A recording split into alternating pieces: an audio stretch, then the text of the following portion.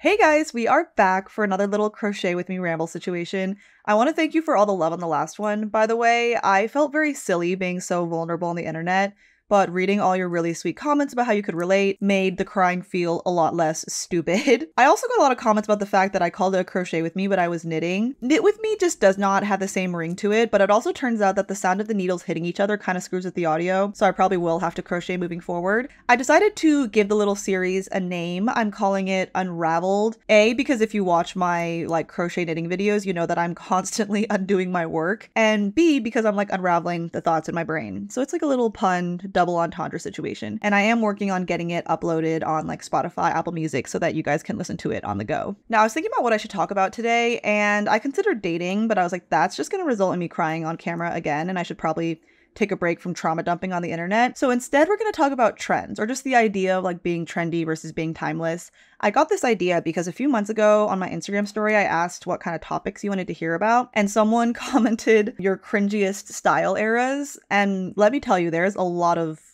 lore to be had there. So for context, my parents were immigrants and they really did not have money when they first came to the States. My sister was raised on welfare. By the time I was growing up, I think we were more middle class, we were living in a decently affluent city, but a lot of our habits were still very reminiscent of when we were low income. So I didn't shop retail really until I was an adult and I was in college. Growing up, it was hand-me-downs, garage sales, and actually going to the thrift store was the luxury experience for me because there were so many more options than I was used to. But the funny thing is, when I was a really little girl, I don't remember what I wore day to day, but my formal outfits for clarinet or piano recitals were so fire. I had all these gorgeous floral dresses that I'm guessing my mom got handed down to her from other people. I specifically remember there's this one photo of me in this long black dress that has red trim, and then I'm wearing a little red rosette choker. And when I say that it would be such an it girl outfit right now, I literally want to find it and supersize it for myself. But my first memory of registering what's trendy or dressing myself was late elementary school, middle school. And if you're a similar age or you grew up in the same area, you'll know exactly what I'm talking about. It was a very specific outfit. You had the fitted logo tee from one of four brands. It was Abercrombie, Hollister, American Eagle, or Aeropostale.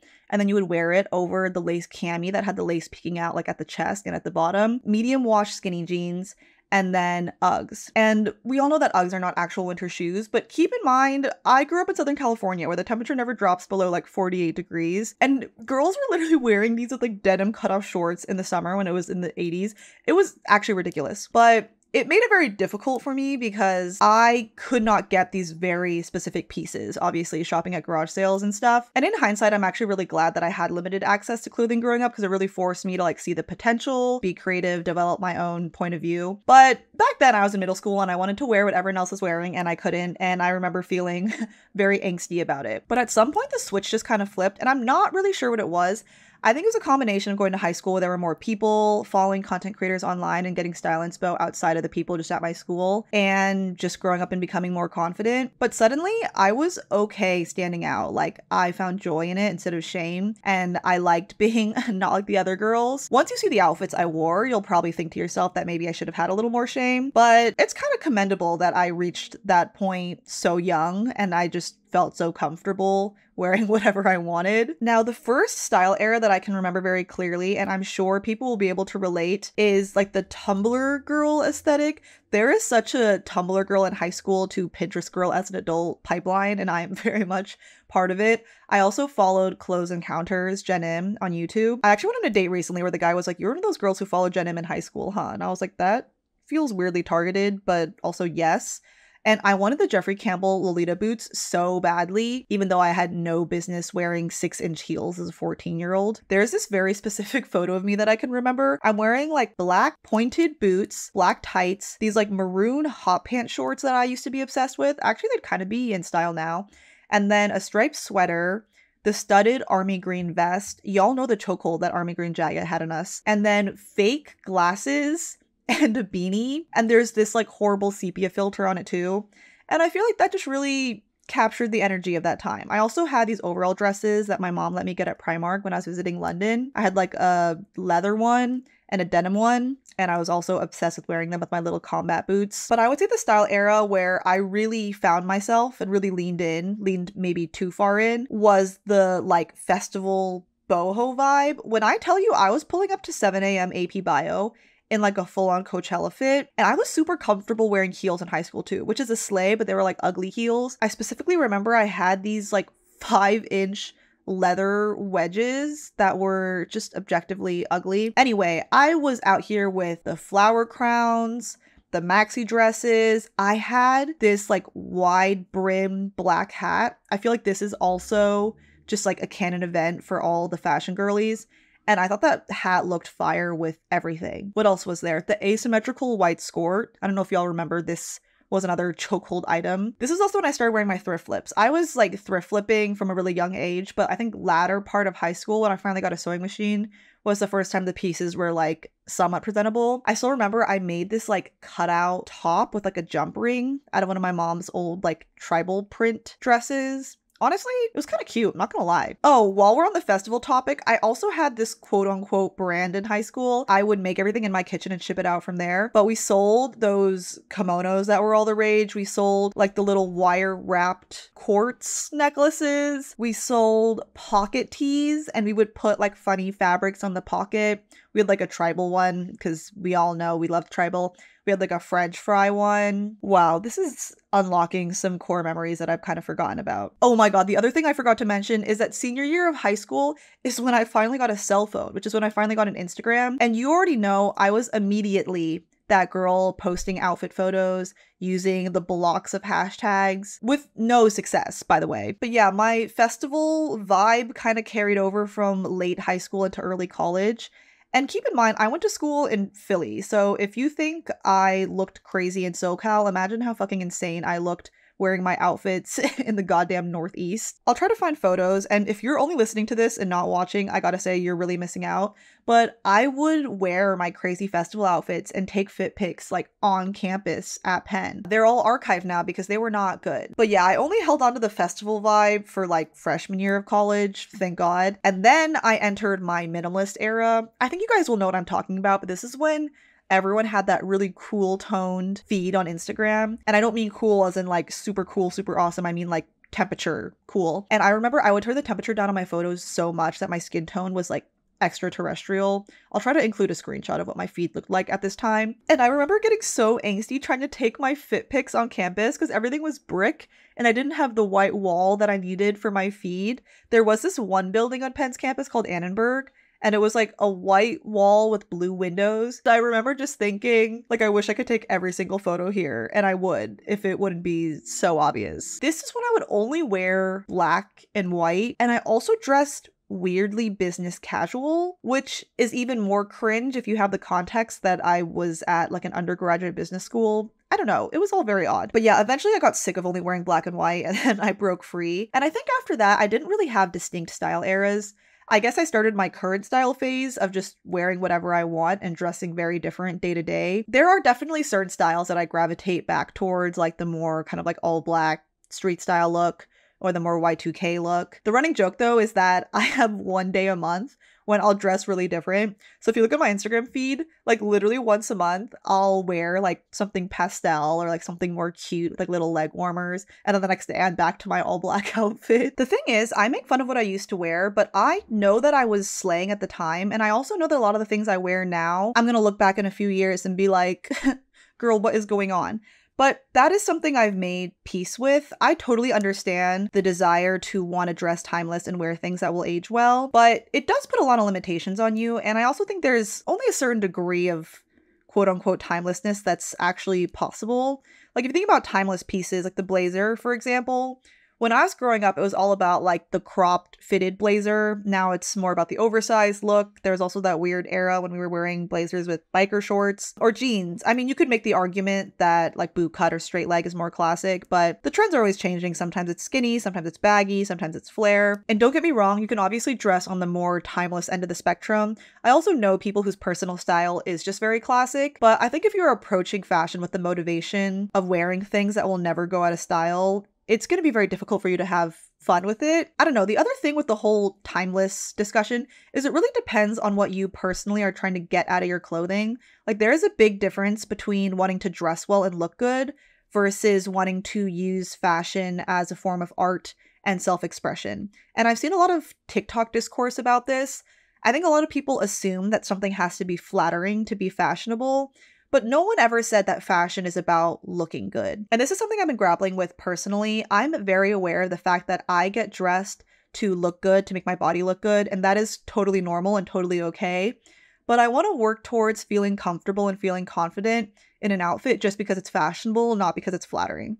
Because right now, if I have a cool outfit idea, but I think it makes me look like short and stumpy, for example, I won't wear it. And I would love to get to a point where I just feel proud of the clothing on my body, not necessarily how it makes my body look, if that makes sense. Another big thing is I have always been very aware of the cyclicality of fashion from a young age. I have grown up pulling pieces out of my mom's closet that I think are cool.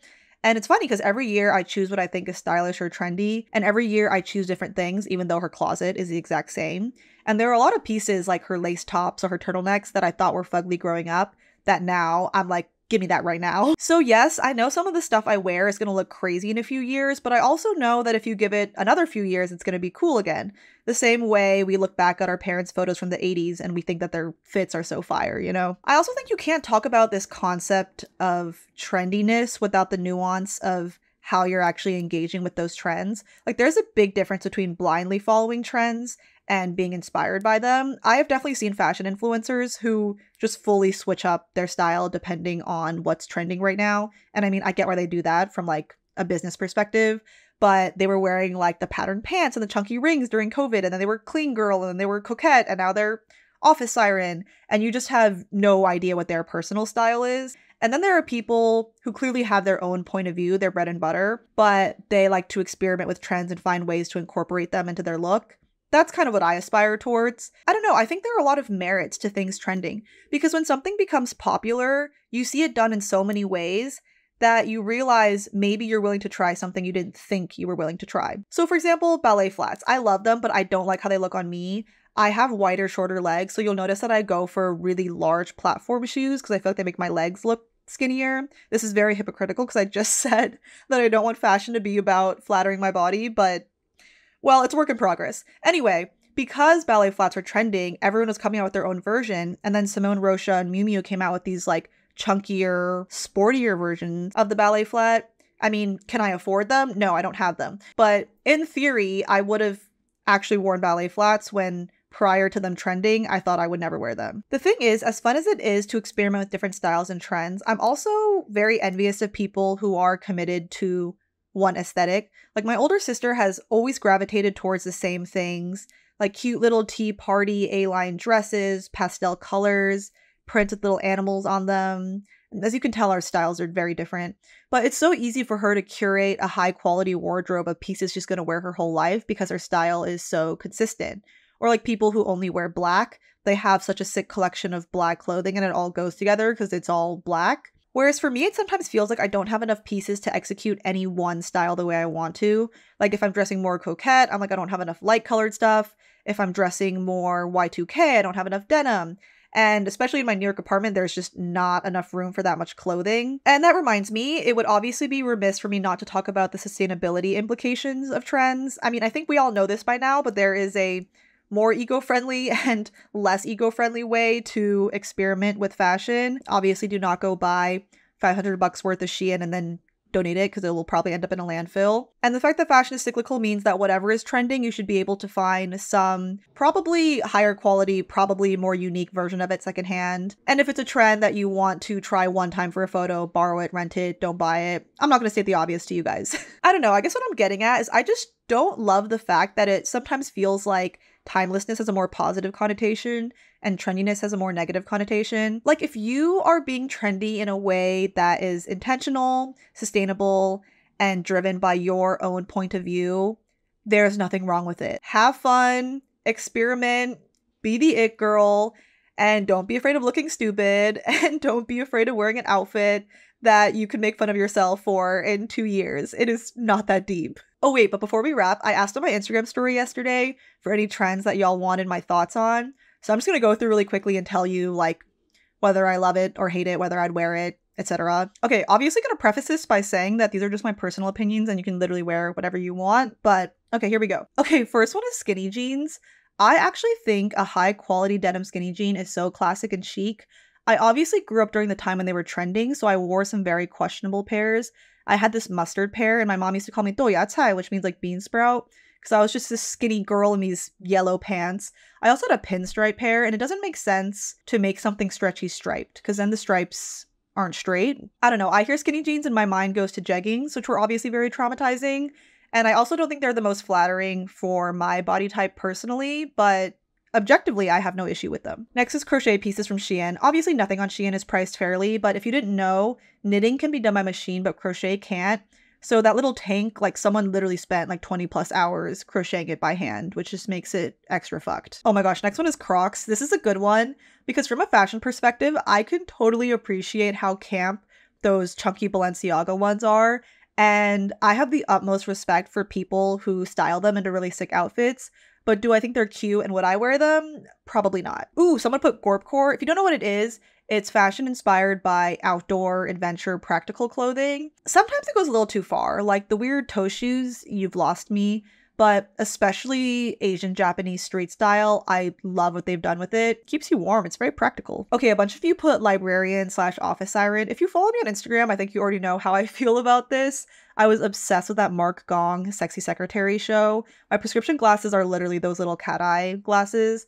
And I had this one outfit where I wore like a crop blazer, little pleated skirt, the knee-high sheer socks, and the kitten heel, and I was obsessed with it. I think also because I used to work in finance, it's really fun to reclaim the corporate aesthetic, but not be afraid to make it sexy. I don't know, I could do a whole podcast episode on this, but there's a lot of nuance to being a woman in a business professional dress code. Like, you obviously have to be appropriate, but you can't be dowdy. Like, you have to be fashionable and look good and to some extent appeal to the male gaze. I don't know, it's complicated. But anyway, love the office siren look. A lot of you also put micro skirts / mini skirts. I mean, I love the Y2K aesthetic. I am very much on board with Paris Hilton's quote that skirts should be the size of a belt. This is gonna sound very annoying, but I sometimes wish my butt was a little smaller so I could more actively participate in this trend. Because every time I try, my ass cheeks are just falling out, which is fine. It's just not what I'm going for personally. Oh, another good one, tabbies. If you don't know what those are, they're the Margiela shoes that have like a split between the big toe and the other toes. I was kind of on the fence in the beginning, but I've seen them styled so well by such fashionable friends of mine that I think I'm on board now. I will say I don't like the sneaker version. I only like the boots and the little ballet flats. I have a friend named Xingyi who wears them all the time, and she makes it look so good. Oh, this is a good one. Layering shorter pieces over longer pieces, aka mid-2000s long sleeve with a short sleeve with a tank top. There are degrees to this one. The short sleeve shirt over a long sleeve shirt with silver jewelry, kind of like Tumblr scene vibe. I'm totally behind that. I also think when people do like a black camisole over a white little baby tee, very chic. Some of the 2000s crazy layering though, with all the different colors in the silhouettes, like Disney Channel vibes, you may have lost me a little bit. But I think it can be done correctly. Okay, the last one I'm gonna do is sneakers versus boots / derbies. This one's funny because I have always wanted to be a sneaker girly. Like, you know those girls who wear dressier, more feminine outfits and then pair it with the sneaker? It just gives that effortless cool girl vibe. But for some reason, I've not really been able to tap into it. I think part of it is my whole leg shoe size complex and the sneaker isn't chunky enough. Anyway, honestly though, if I had unlimited money, I would totally be a sneakerhead. I think sneaker culture is so sick. There's always so many cool collabs dropping and it's just a fun space to follow. I also love sneakers in men's fashion, like wearing a blazer or just a dressier outfit that you would normally pair with boots, but then adding a sneaker, I think is just unexpected. I just love the juxtaposition. Okay, but I think that brings us to the end of today's episode. This is what I crocheted. I'm just freehanding a little sweater, and I can't tell if the red and the blue is giving cool girl or giving patriotic, but I'm just gonna pretend it's the former for now. Thank you guys so much for tuning in. Please leave in the comments what you want me to talk about, and I will catch y'all in the next one. Bye guys!